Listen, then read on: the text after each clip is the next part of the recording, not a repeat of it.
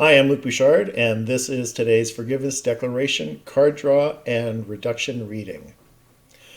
Number 25. I forgive myself for believing that others can harm me. Okay, now here is the reduction.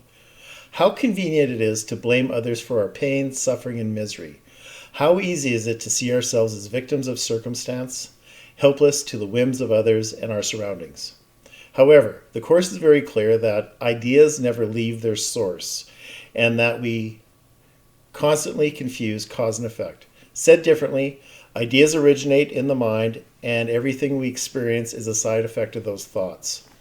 When we are content being a victim, we make others responsible for our stability and we are bystanders of our peace of mind. Okay, this is a bit of a bitch slap on this one. Just like...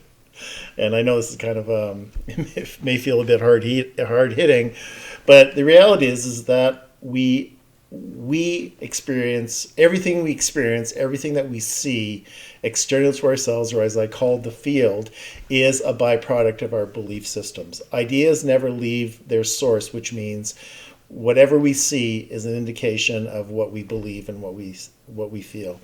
And this is not a popular idea in this world of victimization where others can affect us. It's others' fault how for our happiness or how they can affect us. And if there's anything that I constantly focus on when it comes to peace and happiness, is the fact that we need to take responsibility for our happiness. We need to take responsibility for our connection to God, for our peace of mind. And we can't blame, well, we can, if you want to be a victim. You can blame others for what is showing up in your life. It's not your fault. And that's what the ego would have. The ego would have us blame others for what we think is, how we're being misfairly treated or judged or, having some sort of a reaction from people. But it's our own doing. So if you are believing that others can harm you, you might want to connect with the Holy Spirit, go quiet, gather your thoughts, come to your center, meditate, and ask to see that differently. Hand that over to the Holy Spirit for them to take, for the Holy Spirit to take, and look at, can others really harm you? Is that true? Is that real, or is that just perception? This image,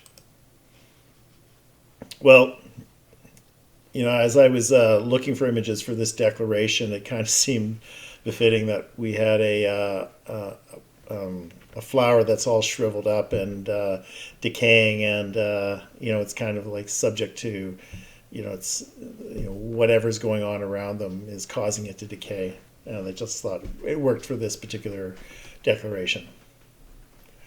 I'm Luc Bouchard. Thanks so much for watching this video. And if you believe you're a victim of others' persecution, harm towards you, I definitely recommend that you connect with Holy Spirit and ask to see it differently.